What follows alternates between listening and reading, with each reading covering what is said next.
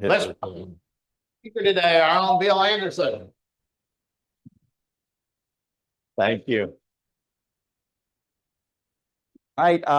I am here representing PuriWater Uganda, which is a very small 501c3. It is Heather, my wife Lauren, and me are on the board, and we have two full-time employees in Uganda. One of whom, and I'll show you a little bit more about this later, is named Elisha. He volunteered with us for many years until we could find a way to get him on full-time. And then his son, Innocent, is also volunteered for quite some time and came on board as well. And they are doing fantastic work over in Uganda. And once we pop this up, I'll get into it a little bit. The first slide is just showing you where Uganda is, like right in the middle of Africa. And what I wanted to say about that was that you can see on the map, you got the Sahara, which is like no water at all up there, but then there's a belt that it includes the Gambia, where Jill's water project was, and Sierra Leone, where Cindy's water projects have been, where you can see that there's a lot of green, there's a lot of water there. It's just all contaminated. It's has all kinds of bacteria in it, and people are just, they have no choice but to drink it. Sometimes they can boil the water. But in a lot of cases, they just don't have the capability to do anything other than drink this contaminated water, and they get sick a lot of times, and sometimes it can be fatal as well. So our major goal is to try and get clean water to people in Western Uganda. We have a partner organization called the Ugandan Water Project that is who also started small like us. They have about 50 people over in Uganda as full-time employees now. They have a great supply chain set up. So one of the main things they do for us is they get these filters from the United States where they're manufactured over into Uganda. These are the same filters that Cindy used. And what these filters do is just use gravity, because most of the places that we go, just quick background about Uganda. I looked it up this morning. The average, the gross national product per person is like $1,000 a person. In the United States, it's like $60,000 or $70,000 a person. So it's an enormous, they just don't have the infrastructure that we have. I think it's a miracle when you think about the water system that we have in the United States. It's a miracle that it's here. It's a miracle that, they give water away for free in places like this. It's just unthinkable in Uganda. So where's the clicker? Right here. Let me blow through the beginning of this. Okay, so there's Uganda in context, and you can see the green. Sierra Leone is just to the west of Uganda there, and the Gambia is up on the upper part in the coast. So that's where the other water projects that we've been doing in this Rotary Club have been. This is really where they get the water from. We track, these are all the people that we have given filters, about 2,000 of them. Their source of water is a well, which basically is they dig until they hit water, it fills up with muddy water, and then they drink it. The second most common source is a river. I took this picture. I remember, there's cows in the river, there's people watching their motorcycle, there's kids in the background bathing. That's where, a lot of villages get their water from that river right there. And just some other pictures of other places. And these are just very common types of places that people get their water from in Uganda. So as a result of that, these are the kinds of diseases that you see over there. And really, I mean, there are deaths from these diseases. Really, the huge problem, though, is just that people get sick for long periods of time. They can't work. They can't go to school. They're not able to bootstrap themselves to try and make their life better. So I look at water as a foundational thing that if you can give people clean water, they're going to be able to build a life for themselves. But without that basic building block, it's just really hard for them. So the way this filter works, that is the bacteria that causes cholera. all my medical people back here can check me on all this stuff. What I did was I put on top of it what a 0.1 micron hole is. So there's a ton of tubing in this. If you cut this open, there's a lot of tubing, and then inside each one of these thousands of tubes, there's a zillion of these little 0.1 or smaller micron holes. And what that does is it keeps not just the dirt and the mud and stuff like that, but it keeps the bacteria from getting through, because you can see that's one of the smaller bacteria of those diseases. 4 of those diseases are caused by bacteria. One of them is by flatworms, which are much bigger than this. So these holes will stop any of this kind of stuff from coming through. The water, you take, it pops on like this. Gravity just feeds it down, and then you've got a clean water receptacle down there. You just set it up, and you can go through something this size in between a half an hour to an hour. So they just always kind of just have some going.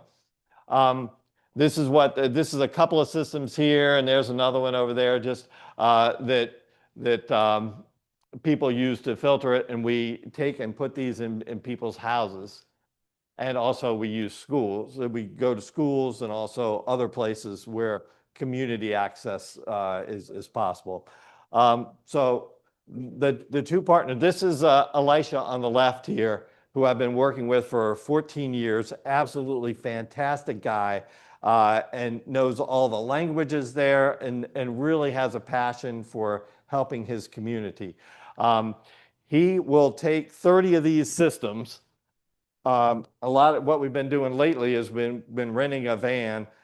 He puts 30 pairs of these in, plus all the filters and everything, goes out to a village. Then they have a big training for the village to show everybody how to use it. It also, part of it includes, lost it, sorry. Oh, okay, yeah, I'll just do that. Try. Okay. Part of it includes showing them the before and after, and then drinking it ourselves. That's not Coke on the left-hand side. That's just what the water that they used to drink looks like. And what's more important than that it gets all the particulate and stuff out, it gets all the bacteria out of it. So that's what it looks like on that side. And getting people over the mindset of, you have to either restrict your water or you have to boil it, that you can just filter the water and drink it, and it's healthy. You may ask, if you're filtering all that stuff into here, and Cindy may have talked about this before, I don't know, in previous Rotary, but you've got all the gunk gets caught up in the filter. So what they do, depending on how much gunk is in it, sometimes it can be after a couple of times of doing a full one of these. If the water is cleaner, it would be less often. But what you do is you take clean water from a clean water source, you turn it upside down, you stick it in this end, and then push all that water onto the ground. And it is nasty. So you do it 3 or 4 times, and then the filter is ready to go. You pop it back on, and then you can keep filtering. So this filter is rated for 10 years and 1 million gallons. We do not track gallons, but we do have a lot of filters out there that have been out there more than 10 years. A few of them we have had to replace, but they've really held up to that rating. I think 10 years is a reasonable expectation for these filters. Is there a way to know that they need to be replaced? Yeah, because it starts going slower. I mean, if I did it right now, this is a really clean filter, the water would be coming through in a pretty steady stream. If it gets to the point where it's just doing a fast drip, you know that you really need to pop that thing off and turn it around and back flush it. I'm sorry, go ahead. The filter itself, this is $40 delivered to Uganda, delivered to Elisha's bus station, basically. There are 25 here. There's transport, and then there's issues, getting them into the country. And so the cost to me is $40. The tap on this thing, this is the clean water. The tap is $2. We use jerry cans, which I'll show you a picture of that in a minute, which cost about $3 a piece over there. So the whole system together is a little over $50. Plus, figuring in our transportation costs, what we say is for about $80, we can get one of these systems in place for a family. Average size that we've been going to is about 13. So we get a family of 13 having clean water for 10 years for $80. And what happens in reality also is that they share water with people that are living next to, around them.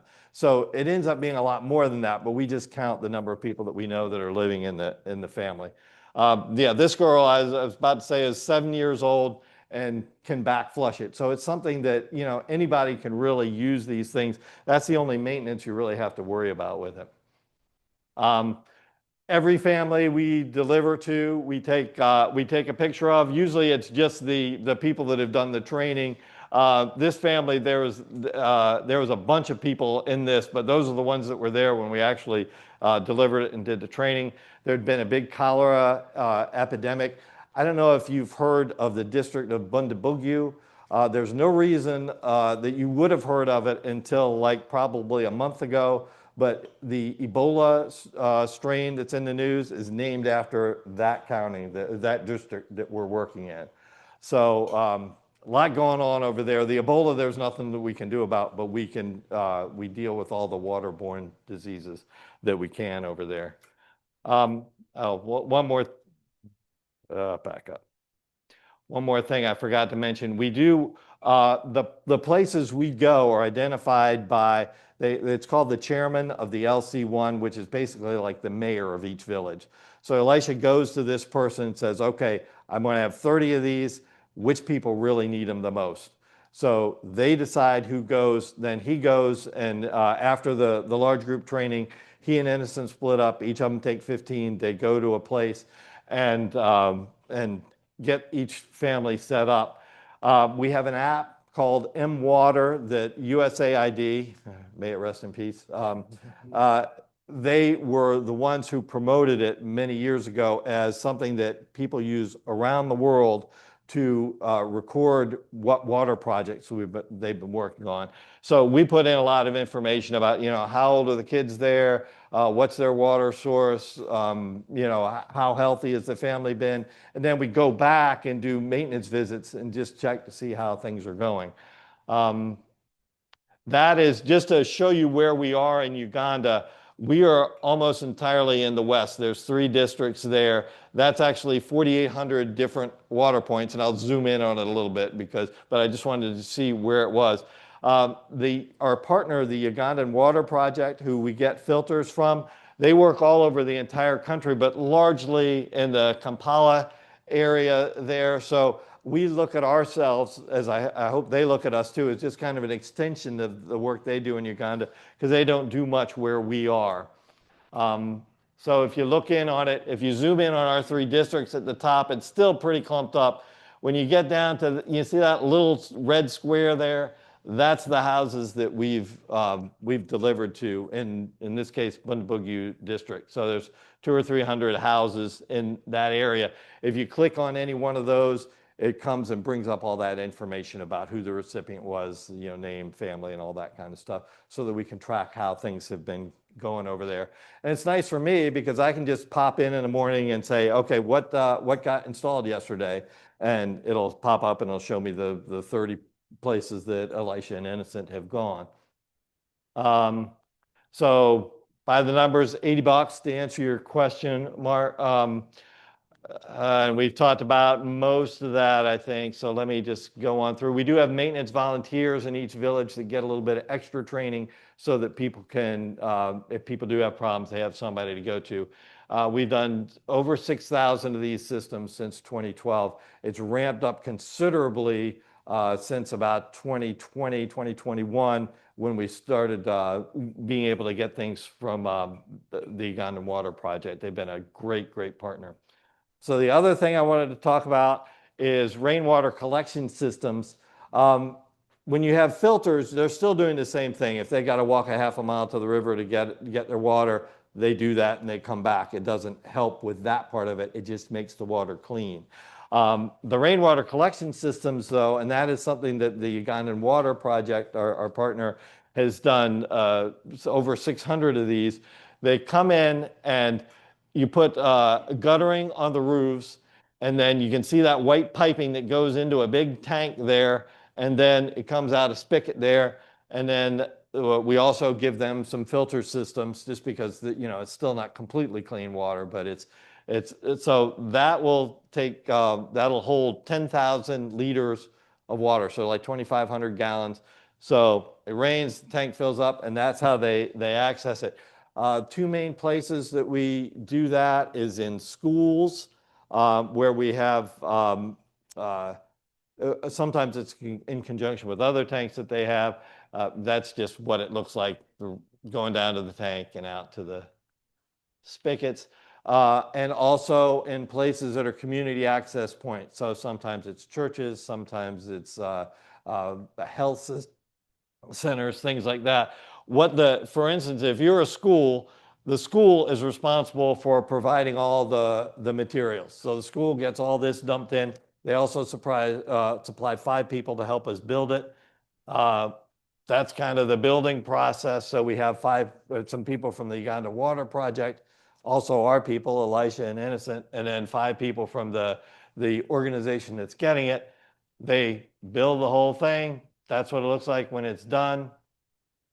$3,800 from a donor in the United States pays for all the piping, the gutters, the big tank, the filter systems, paying people from the Ugandan Water Project to do the construction.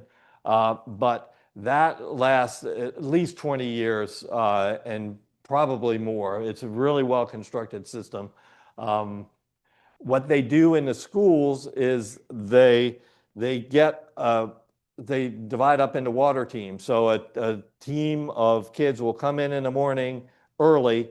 They'll filter a bunch of water, put clean cans of water by all the classrooms, and then they'll go to school, and then another shift will come on and filter more water and get them for the later in the day. So they just rotate through.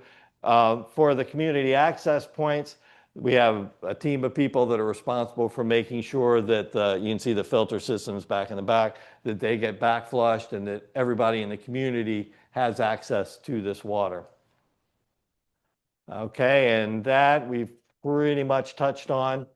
Just to wrap up, one thing that we're working on right now is I went to the WASH Rotary Action Group, Water and Sanitation Rotary Action Group, and the executive secretary there put me in touch with a past assistant governor in Uganda, who is, they have done global grants before over there, so we're looking at trying to get some funding to do a global grant over there where we probably do as many as we can of these rainwater collection systems.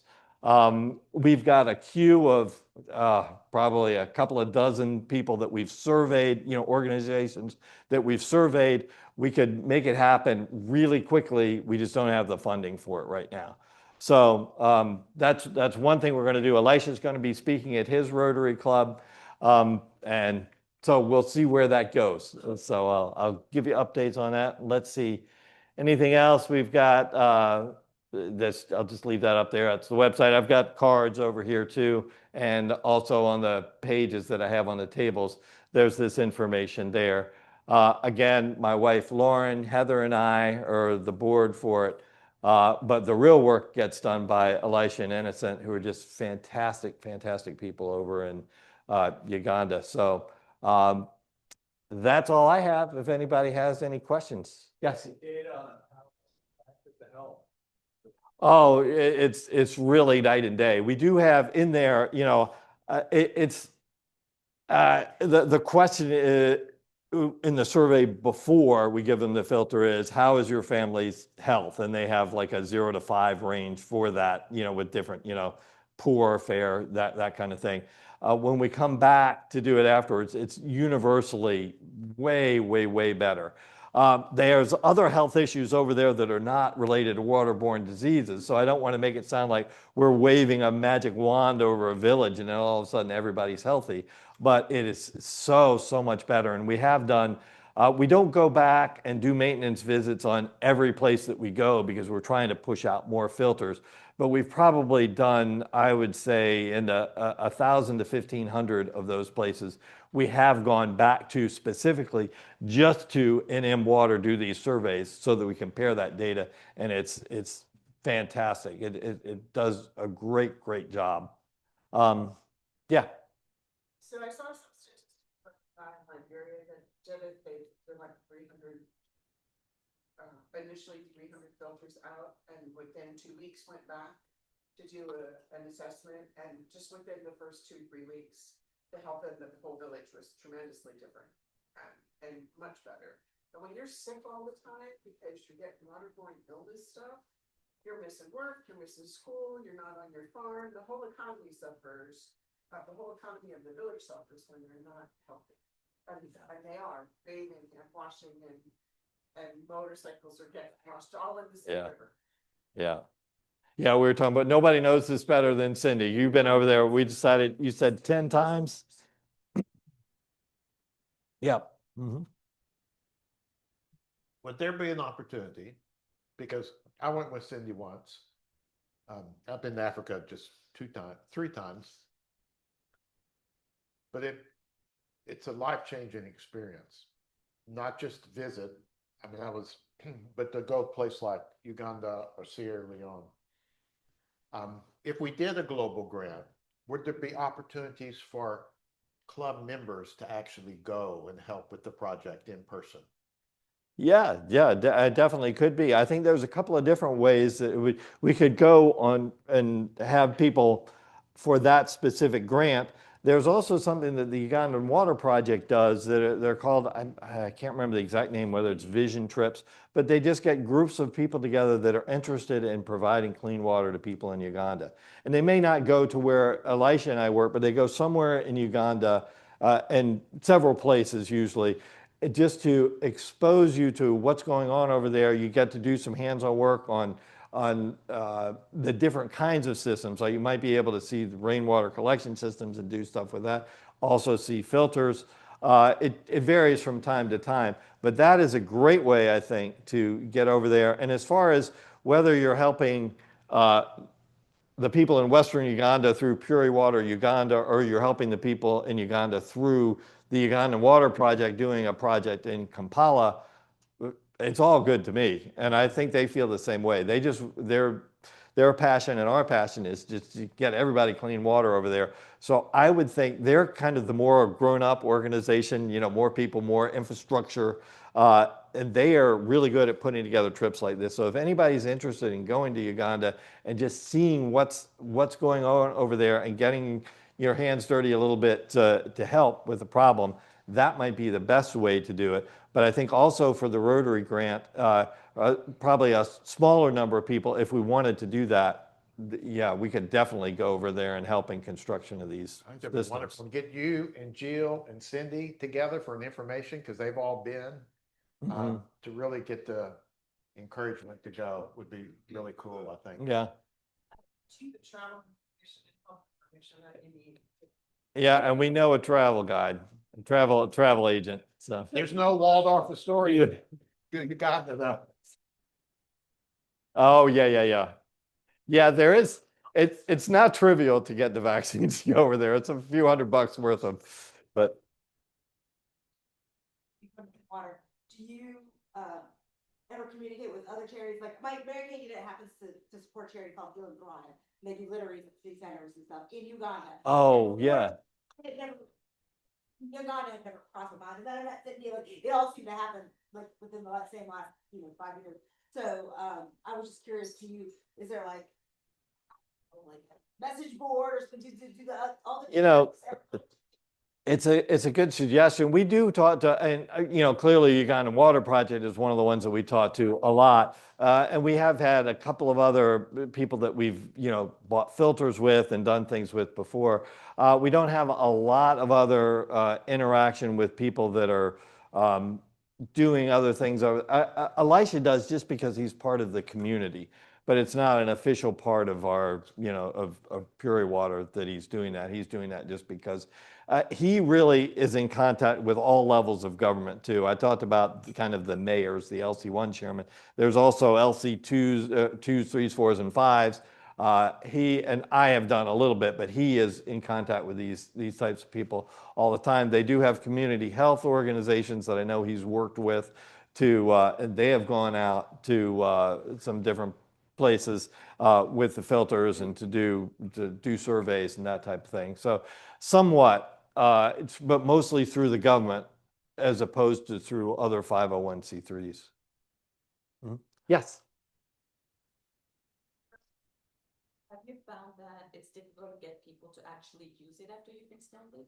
Or once you give them the training, they all like, it's like a new thing, so they're all, or do they eventually just go back to the old place because I don't know, it's easier to just do it? It's funny because last time I was over there, I did ask Elisha if he got any pushback from anybody, and he only gave me, and I don't remember the exact details, but there's this one organization over there that for some sort of religious reasons, they don't feel that you should be able to, and so there's one village of the 150 or 200 that we've been to that they had kind of a hold on, and we couldn't go there.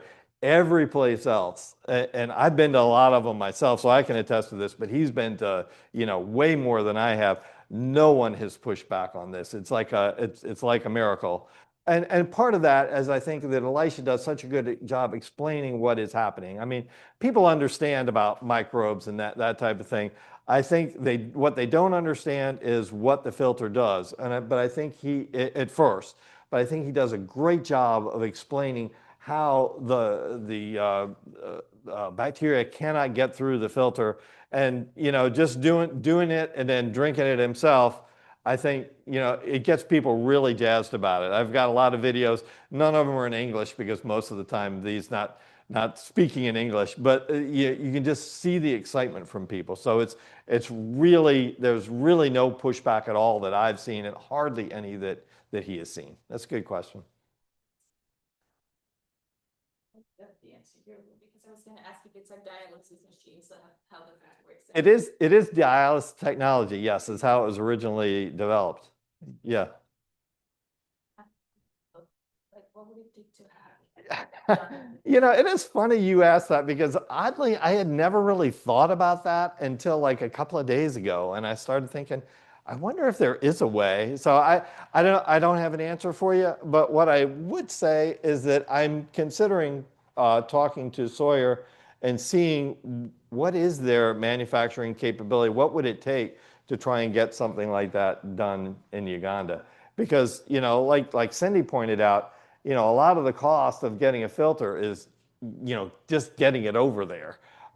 It's almost half of what we expend on filters is getting there. It'd be great if there was a place that they can manufacture it there. So it'd be great for the local economy too. So I'll take a look and see what I can find out about that. I feel like a great idea would be to pitch those ideas to either high school or universities and have it be a project, because a lot of times they're just looking for projects they can do. Like I remember Really? we did like one project where instead of using meshes, people use mosquito nets, and if they're sterilized enough, put it the same. So I feel like a nice project that people would really love to do is like, how would you recreate that with local materials? Like instead of the hose, could you use a straw or like a stack of mosquito nets or like some plastic they already have there? But if you're looking for more ideas, I just feel like pitching it to just like board students would be Fantastic. Thanks. I really appreciate that. All right, Bill. Now, really impressive to me,